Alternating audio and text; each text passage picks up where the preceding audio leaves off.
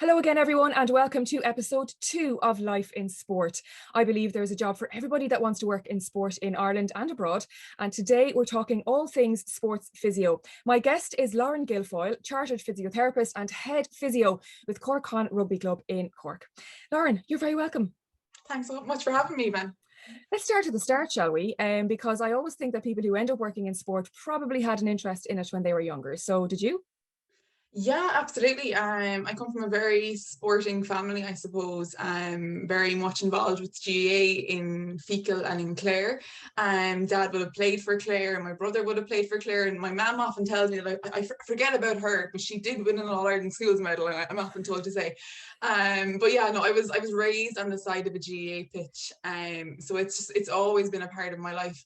I probably kind of through my teenage years really wanted to make it in sport as an athlete myself, like the rest of us. For one reason or another that didn't happen. So I suppose I think throughout maybe the later years of my teenage life, that's kind of when the sports physio thing started to kind of prop up. Okay, so basically you didn't lick it off the ground. It's coming from being at home and being immersed in that culture. Like, I know there are lots of different elements of physio, but in a way, do you think that it's no surprise? Were you destined to work in the sports side of physio? Like physio is so broad. Like there's so many parts to physio, and that's nowhere near a GAA pitch or any kind of pitch or athlete. But I think it was a nice combination of a couple of loves of mine. I'm fascinated by how the human body actually works, and I'm also fascinated by the high performance environment. So to be able to marry the two together, I think is it's a really interesting occupation for me. And I suppose as well, the kind of people that you meet when you go into the sports environment, the motivation that they have, which is really helpful for someone that works in physical activity, where you're not forcing someone to be physically active. They just want to be physically active and to improve. So I think it probably was the perfect job for me. I am probably quite lucky that I realised that quite early on. I can remember the day I was at a match in Tulla GAA Club in Clare, and I remember leaving and kind of going, I want to be a physio. Yeah, I think that'd be a cool job. And I remember the day I graduated from UL, I reflected on that and I'm like, God, that's wild. Like, I actually did it. Yeah. So yeah. So you had an epiphany in Tulla. I love that. Take us through then, because qualifying is not it's no mean feat. It's a long degree. It's it's arduous. There's a lot of placements, and as I learned fairly quickly, I have two sisters who did physio, and I learned that you have to work on dead bodies when you're training. Not if you go to UL. What? Are you serious? Okay, this is an advertisement. We need to get that out there, because that freaked me out. Like, I love sport, and like I wouldn't have. I didn't really have any interest in the medical side of things, but I know some people who were like, I can't imagine having to do that, so I won't be a phio. So no, that's mad. We worked on live humans. By the end of the 4 years, we saw every nook and cranny of every student in my class, but no, very much alive. I think it's something to do with the fact that UL didn't have a medical school for a long time. Oh, maybe, yeah. There was no need to, have the cadavers hanging around. Okay, let's stop talking about that. So it's a 4-year degree, and you went to UL. Was it easy from Clare? So was that was an easy fit? It was an easy decision? Yeah, absolutely, and it's an absolutely stunning campus as well. So, and I suppose it has the sporting prowess too. It was always my first option. The points were insane. I think they were second to UCD the year before, so I had applied to UCD as well. And my year of the leaving cert was the first year of the extra points, so we weren't sure what was going to happen with points going up or down. Turns out it flipped completely. I actually didn't get physio in my CAO. I missed it by 5 points, and back in those times 5 points was 1% in one paper. It was the difference in one grade. Killer. So you can imagine. Yeah. So what did you do then? Did you do like something for a few months and then transfer? So what happened was I missed physio in UCD, missed physio in UL, and I gained entry to sports science in UL. But after a week of sports science in UL, I got a call. My dad had just collected me to bring me home, and it was the admin department basically saying that someone had left the physio degree. and that I was next on the list. So I think it was a 5th round CAO offer, she called it. Okay. And to be quite honest, I was a bit unsure because I'd done a week of sports science and the modules looked so interesting. They were very sports oriented. Yeah. But then I was like, no, I've been dreaming of this for as long as I can remember. It means 4 years instead of 6 years because I wouldn't have had to do a master's. So yeah, I missed a week of it, but I think what's for you doesn't pass you. So Wow, that's a really good story as well for, you know, like a lot of people, like I think it's insane to imagine that we all know what we want when we're 17, 18. And, you know, the art of not freaking out if you don't get exactly what's at the top of your CAO is something that I think everybody needs to master. So, no, that's a good story. There's always a route into the job that you want, I always think. really. So when did you start? I mean, I know you do placements when you're in college and stuff. And you know, most of those would be clinical environments like you know, hospitals or, you know, private practice. When you started working, where were you working? Like, what environment were you in when you started your first job? So yeah, we do 1,000 hours over the 4-year degree, and that's required, I suppose. And then my first job actually was an internship in Dublin. I started with Sports Physio Ireland, which are there in Fitzwilliam Square. So Joey Boland, the Dublin hurler, owns it. Oh yeah. And I did a 3-month internship there because there's really no emphasis on sport, or there wasn't in the UL program at the time. So I felt very unprepared to actually That's work. really unusual for UL. Yeah, everyone thinks that because, you know, Fitzgibbon champions, Munster Rugby are Munster based Rugby. there, but no, that there's very little interaction between the two, which I suppose didn't know going into the program. And as well, I suppose I started in 2012, coming towards the end of the recession, and I think they were priming an awful lot of us to kind of go on into research as opposed to kind of going straight into work. Okay. But yeah, I needed some sort of education or knowledge or awareness of how to actually work with athletes in a gym-based environment, but also out in the pitch. Okay. So that was a 3-month unpaid internship, and it's probably the best thing I've ever done. And I owe them so much. But even within that 3 months, I got experience with the awfully senior footballers, I think it was, literally just shadowing. But it was nice to just get into that environment. But I did start then after that into private practice in Dublin, between Blackrock and Temple Bar. And I didn't really learn anything from a sports perspective there, but what I did was kind of sharpened my teeth when it comes to communication with people in that environment, admin work. And then it was from there then that I actually moved down to Tipperary and started working with John Casey, who would have been the Tip senior hurling physio, Munster Rugby physio, and that's kind of when the sports side of things started. Just getting into that kind of environment where you are meeting athletes in the clinic. How hard was that though, the transition? I mean, I know it probably served you well from a background point of view to have worked in a private practice and, you know, in a kind of a regular physio environment. But how difficult was the transition down when you went to Tip? In terms of like making a living, like was it paid? Was it an internship? Is it difficult to break into team sports, particularly in GAA, because it's an amateur sport? Well, I suppose, yeah, in GAA, I'm not aware of anyone that's working full time with an inter-county team, or with a county, for example. So most physios you'll meet will be working in private practice as well. And something that's not very well known is that private practice physios is completely commission based as well. There's no salary or anything like that. Yeah. I actually did know that. But that's just I because I didn't have know. family members in the business. But then when it comes to GAA, it's very informal, which has its perks and it has its downsides as well. You know, you're kind of at the mercy of whatever manager is in place at the time, and if their term is up, your term is probably up as well.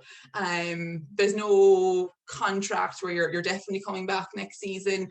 I know my first year with Tipperary, we reached the All-Ireland semi-final, so I had an income until August. The following year, I was thinking, yeah, perfect, I'll have my income till August. Yeah. Then we get knocked out in Munster, so my income stops in May. So these are the things that, well, I didn't consider that year. But it's something I suppose that needs to be considered, is that in GAA we don't have like a year salary or whatever. It's week to week. So do you get paid per training session, per match? Is that the way it works? That's the way it works with me anyway, and I believe that's the way it works with most physios. That you're kind of paid for whatever amount of time you spend with the team. You're submitting your invoices. some counties are better at paying invoices than others. That's another battle in itself. I've been quite lucky so far. But yeah, you kind of have to look after all of that side of things as well. Okay, that's interesting because it's kind of like it's almost like an occupational hazard, because obviously you love it and you want to do it, but you need to get paid for what you do as well. And you need to. So how did you supplement then when you were, say you were working with a team, and say the team, like that time that you got knocked out of Munster in May, what were you doing at the same time to have a job, or what was the In the income? year before that, 2018 would have been my first year with the minor hurling setup in Tipperary. I would have been working full time in the clinic as well, Okay. and then working with over in Thurles on, was it Mondays and Wednesdays and the weekends or wherever it might have been, which can be quite busy. And I was doing a bit of media work as well, kind of slotting that around it too. So there, for a long while there, I was not getting a day off, but like that's through my own decision making. But then in that second year, I made the decision myself that I wanted to go into sport full time, and I wanted to give an awful lot more time to it. So I actually left the clinic that I was working in that year, 2019, and I was kind of getting by, I suppose, and I was trying to like pull money from all different sorts of places in terms of kind of covering random club games. I did a lot of work with ULGA.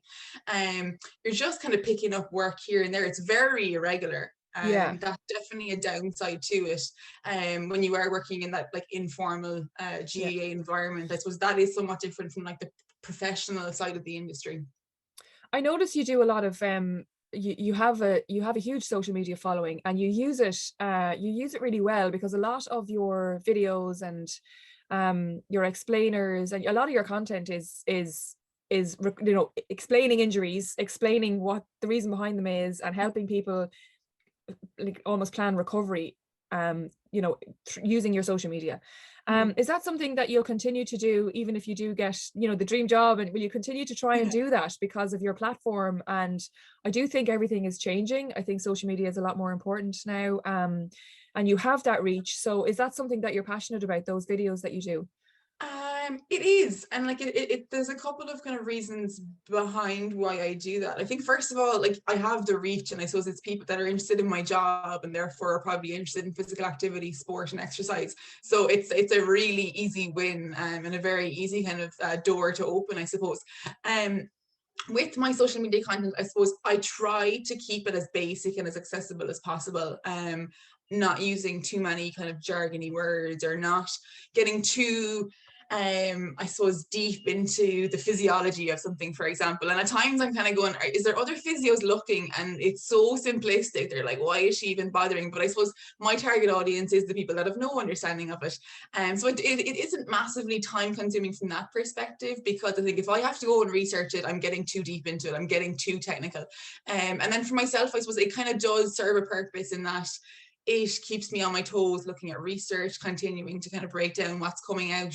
And that's really important as a physio as well. Our learning doesn't stop when you get your degree, it's continuous. So yeah, I do enjoy it. It probably was another thing that I could do during my days when I was trying to like live this lifestyle of a full-time sports physio without actually having the full-time sports physio job. So yeah, it's something that I'm enjoying doing, and I think I will continue to do it. Who knows in what quantity if work gets very busy, but during a pandemic I had little else to do. Yeah. It was very little sport. That's fair enough. I think you should continue with it. I want to ask you about your current role, because you have moved from the GA scene for the moment anyway. I'm sure you're kind of dabbling in it still, but you are now head physio at Cork Con, which is a different environment. It's obviously a high performance environment as well, as our intercounty teams. But how is that transition from GA into rugby? It was really challenging. It was anxiety inducing initially, especially going into a club where I pretty much knew nobody. I think in GA you're always going to know someone, or dad's going to know someone, so we can suss it out.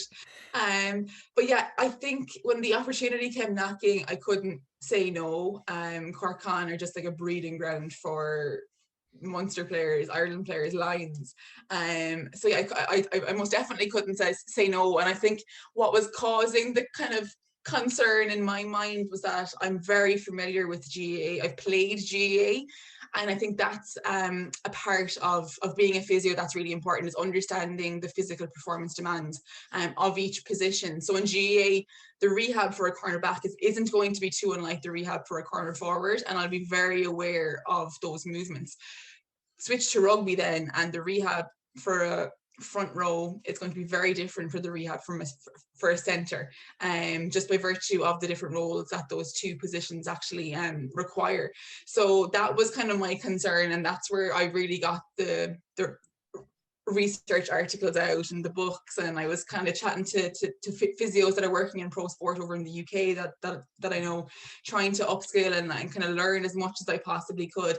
I've been lucky in that COVID hit in a way, like if we're to look at silver linings, because I've got used to the new environment, I got used to the new sport essentially, and got used to the players in a much calmer environment with no competition at the weekend.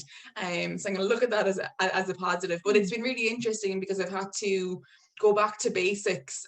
Things kind of came a bit more naturally to me in GAA. You know, let's do some running drills with some ball work. Perfect. I've seen Dad scribbling out drills for years and years, but for me, trying to kind of bring in ball skills into a rugby drill, it just didn't come as naturally to me. So it kind of meant that I had to spend a bit more time analyzing movements. Like watching rugby now is a completely different activity for me. Has it ruined it? Has it ruined it rugby for you? It's made it much more mindful for me. I'm watching it through the eyes of a physio, and don't even talk to me about covering pitch side at a rugby game. It's a world apart from covering a GAA match. Why? Just the hits? The hits that are going in, and you're responsible for their health and well-being. You're not just going, oh, class, massive hit, like his shoulder's going to be sore. I'm going, is his AC dislocated? And I have to go and kind of make that call. So yeah, they're two very different sports, but I'm thoroughly enjoying the challenge. I think it's kind of reinvigorated me in a sense. That's fantastic. Do you love the high performance environment, like the team environment? Because I noticed that you seem to gravitate towards a team environment as a physio as opposed to individual sport. I do. I think I like being kind of a cog in this big, massive wheel. When I was playing camogie, and that was my sport, I kind of felt like, I don't know, I didn't like have a place or a job, or I don't know, I'm actually quite introverted. So I don't know, I just kind of felt a little bit lost in that environment. Yeah. So I suppose being given the title of physiotherapist in a team environment, like that is my job. I have my set of roles and responsibilities. The players know that they come to me for X, Y, and Z. The managers know they come to me for X, Y, and Z. So I suppose I do feel a little bit more at home in a team environment. And as well, I don't know, there's something really nice about being part of something that's bigger than you. I like to kind of experience, and I think a lot of the people maybe don't understand that the physio is nearly, well, I am anyway, as disappointed when a team loses as the players will be, as the coaches will be, because you're at every single session, you see the kind of the really hard training in the floodlights in Dr. Morris Park where the lads are puking, but you also see kind of the enjoyment and the happiness that a win will bring down in the Gaelic grounds or wherever it might be. So you're very much a part of that team environment, even though you don't have an impact from like the hurling side of it or the rugby side of it or the playing side of it. So I do really enjoy just kind of being a part of that process and kind of seeing where it goes. Okay. The psychology then, because you are now studying, is it a master's in psychology? Which I think is fascinating, because it strikes me that you want to get inside the heads of players and try and understand them from another point of view and not just from a physical point of view. Is that why you're adding to your qualifications? So a lot of sports physiotherapists will go down the route of sports medicine, and that's something that I definitely want to pursue again. I haven't even graduated yet, and I'm like, what's the next master's I'll do? One of those people. But I think over the last kind of 3-4 years or so, I've really realized that we treat people that have a hamstring injury and people that have an ankle injury. We don't treat ankles, we don't treat knees. And I suppose you could be the best physio in the world from a technical perspective have the most cutting edge rehab plan. But if you can't communicate with the athlete, you can't get them on board, you can't kind of identify what's stressing them out and helping them alleviate those stressors, or you don't even understand or empathize kind of that transition through injury, because that's what it is. You're being removed from one environment into this new environment where you're completely isolated. And then you're trying to kind of go back through this fearful phase of, will I get re-injured? How is this going to go? And then you're back into the collective environment again. If you don't have that understanding, I think you're kind of, all that knowledge and information that you know gets lost and is wasted. And as well, I am just obsessed with the high performance environment. I want to know what makes people tick. So I suppose a couple of those reasons is what led me to studying the Masters in Sport, Performance and Exercise Psychology. And yeah, it's been fascinating, and I'm already kind of like applying different learnings to my role as a physiotherapist, because it can be quite hard to maybe come out with that degree, earn your accreditation with Sport Ireland as a sports psychologist, and then get into the team environment.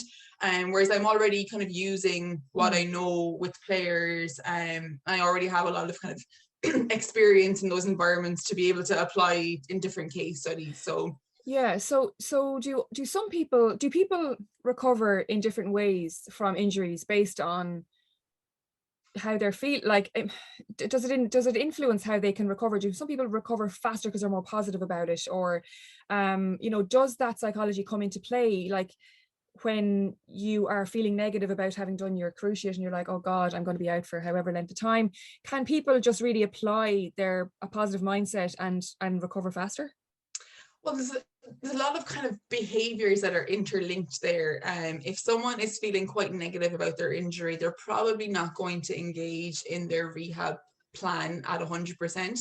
They're also probably not going to be paying attention to their diet. And we know things like the amount of protein that we have in our diet is important for protein synthesis, collagen supplementation if it's a tendon issue. Then we're also considering things like alcohol intake or other activities that might actually impede the healing process.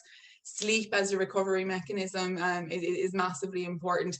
But even aside from that, I think the injury experience is a really stressful experience that a lot of the time your coping resources that you would typically attend to when you're not injured are taken away. You don't have that collective environment with 30 guys that you can go out and shoulder and knock balls off of.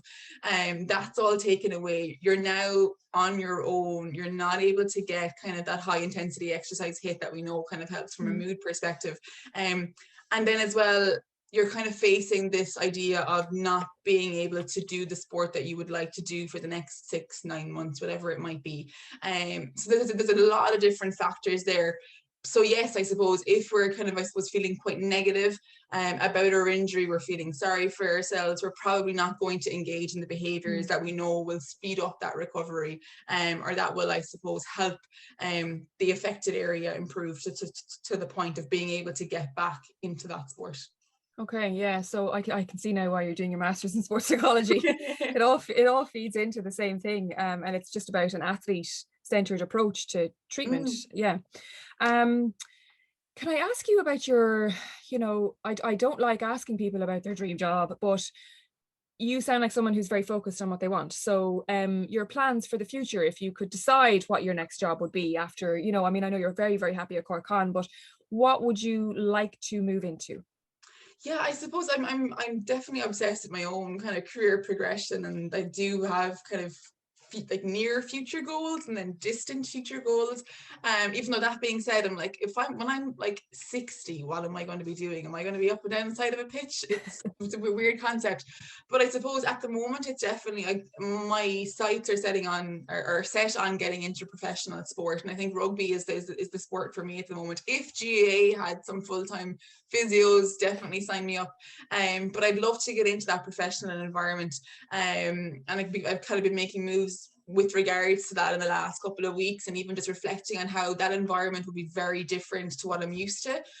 Going from being engaged in rehab with players that play this sport as a hobby versus players that play this sport as their job, and players that need to play their sport well to renew their contracts, but also the access to players as well. That's something that COVID has actually been a really positive factor in, is any players that I'm working with at the moment, they're not working in an office environment because they're working from home, or they're not in college. So I have an awful lot more time with them, which is kind of what I would like, or that is the situation when you go into professional sport.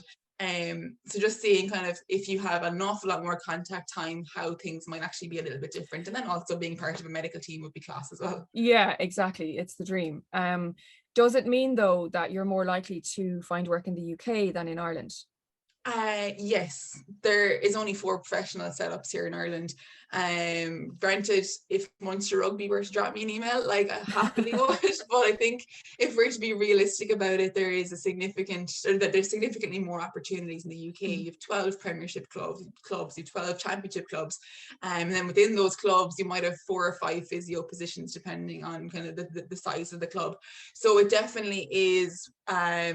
I've accepted that that's probably going to be the case, and I'm very okay with that. It would be nice to kind of get into a new environment as well. So yeah, I think the UK is probably where I will have to go, unless something amazing pops up here. Okay, yeah, that's kind of exciting though, you know, not knowing, and like you're still doing your master's, so you're not going to go anywhere just yet. And you're still very young as well, which is a bonus, a serious bonus.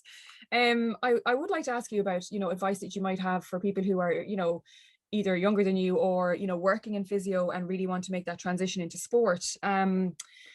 And obviously your experiences with team environments, would you have any advice? Is it, you know, show up at your local club and offer to just, you know, shadow a physio, or what's your advice?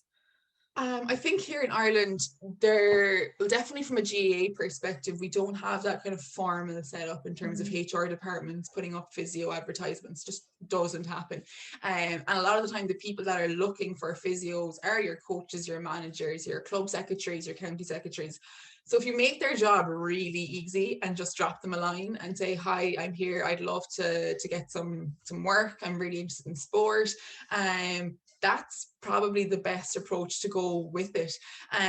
If you're already working in a kind of a clinic environment, then perhaps just kind of speaking to some of the players that might pass through the clinic, who's the best person to get onto. In GAA, a lot of the time it is about who you know, unfortunately. That's just kind of as a result of that informal nature of the industry, essentially. But yeah, like putting your hand up and asking for work. I know in my earlier days, even now, because I think if it happened now, I would literally go anywhere to cover a match. And you know, you go somewhere once and you build up networks and relationships, and they'll ask you back, or like you're very visible on the side of a pitch. I found that with Tipperary over the last couple of years, being on the pitch at Semple Stadium, you know, before a senior match, you've 30,000 people there, so they know you're a physio now, so that kind of helps for business as well. Okay, and what about occupational hazards? I often find people who work in sport, like basically we're working when everyone else is off enjoying matches. So for you, what are the biggest occupational hazards with the life in sport? I think, especially when I was very much deep into GAA, you're working in the evenings, you're working at the weekends, you're off during the day if you do have some off time. That's all well and good, I suppose, when you really, really enjoy your job. But then a lot of the time you can look back and kind of think, all I do is work, or you can't plan ahead. Especially if you're involved in a team, you don't know how far that team is going to progress. And I'm very much the type of physio that if I commit to a team, I am there for every single session. There's no kind of slacking off, because I think that's important. Any player that's a part of a team, or any coach that's part of a team, commitment is kind of number one. So I try to uphold that as well. There have been some times, like over the last couple of years, I'll try and head away to like a Six Nations game or something. Probably because they're earlier in the year and it's not close to championships. So it's a little bit easier to be like, I'm going to miss that Saturday session. And I hate doing it because you're leaving your people with someone else. But it's really important to have a life as well outside of your job. It is. But even I found it very hard to switch off, even when I am away. I remember voice noting a player walking around the Pantheon in Rome before the Six Nations, giving him running rehab. Oh, prescription. Lauren. And yeah, I look back and I go, I probably shouldn't have done that. As in, like, I need to separate my life and my work. Because yeah, it can, like, I've often found over the last couple of years, and I spoke about it in my with one of my lecturers through my master's, is that kind of boundary and that therapeutic relationship. And at times I find I'm nearly invested more in the injury than the athlete is, and that can be damaging in a way too. It's obviously, it's important that I care and I'm very engaged in that process, but you know, he used the analogy of like the person brings their issue in and they leave that issue on the table. I shouldn't be going and picking that issue up and bringing it home with me. We should leave it on that table and work on that issue together. Because there's been times here where I could be up at night kind of worrying, going like, how are they going to get on with their testing in Santry, or how's this and that going to go? And then like that's like, I suppose over the last couple of weeks and months, that's when I've kind of realized that no, I need to definitely segregate my time, like not responding to players kind of when I'm on my off time, which is hard. It really is hard to do because I really do love my job and I really do love helping people. But I think if I do need to segregate, and that's something that I'm not very good at, I'll be the first to admit, but Well, it's look, something I need you're to not get going to get any better better at it either unless you actually start it now, because you need to create at. you need to create those habits. Because if you do it now, you know, you'll nail it. Because you know, I see people 20 years older than you and they still can't do that, and it's damaging. So okay, that's interesting. Do you ever find yourself that you care too much about results and things, In terms of games or in terms matches and stuff? Yeah, like with the teams that you're working with, I mean. I don't think so, because I suppose I've you know, you kind of see the journey of where that team started from and kind of where they've gotten to. And I'm the type of person that is very much kind of zoned into how people are responding to different events. And I suppose like, even if we do lose a game, I'm kind of still going into like therapist mode, and this is where my sports psychology is probably coming in too, and picking up on different behaviors of players. So I'm still kind of nearly working after the game, and even from a physio perspective as well, I'm definitely still working after the game. You know, getting ice and taping and wrapping and organizing rehab sessions or whatever. But no, that's probably the part of the job that I love, is that you get to experience the lows, but you equally get to experience the highs. And especially if one of the players that I've been closely working with is kind of really integral to that. It's really nice to kind of have seen them through that, I suppose, that injury transition, and see them coming out the other end of it, and performing at a really high level. Okay, yeah, that's interesting. My last question is a nice one, and it is about your favorite day working in sport. I love hearing these stories. What's yours? My favorite day. I suppose I've been so involved in Tipperary over the last couple of years. It's probably one of those, and we've been decently successful. We won a Munster title. But the best day is probably a day where we actually lost, but it was my first day, first day working in Croke Park. I worked a charity game since. My first day working in Croke Park as a physio, we played Kilkenny in the All Ireland Minor semi-final in 2018. Yeah. We started really slowly and definitely built into the game. And by the end of the game, I think it was 2 points we lost by in the end. And if there was another 10 minutes there, we would have won. I'm convinced of it. But that was just a game where I suppose kind of everyone gave 110%. Everything was left out on the pitch. And that's all you can kind of ask of from a player perspective. And then I suppose following that, being able to kind of sit with this massive group of new friends that I built over the past, it might have been 8 months or something, and In Croke Park. In Croke Park, but to also watch that Cork and Limerick titanic battle that happened afterwards, and just to be able to enjoy that with like this big group of new friends that we can kind of go out to war that day and not go very well, but we can still sit here and enjoy each other's company. And that's what sport's about. So I suppose both personally and professionally, being able to actually man the sideline in Croke Park was really cool as well, and it's something that I would like to do more of. Well, I've absolutely no doubt that you'll do more of that. That's a great story. Thank you for sharing that.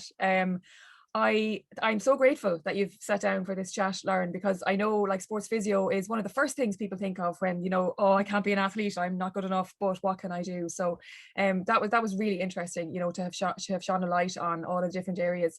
I wish you the best in your pro sports ambition. I have no doubt that we will see you on the sideline in one of the Premiership clubs or something in the next couple of years, if not one of the Irish provinces.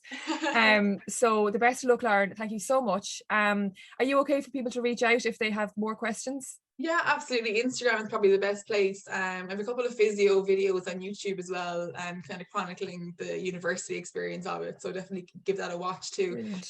But yeah, absolutely reach out. That is brilliant. Lauren Guilfoyle, thank you so much for your time and the best of luck. Thank you so much.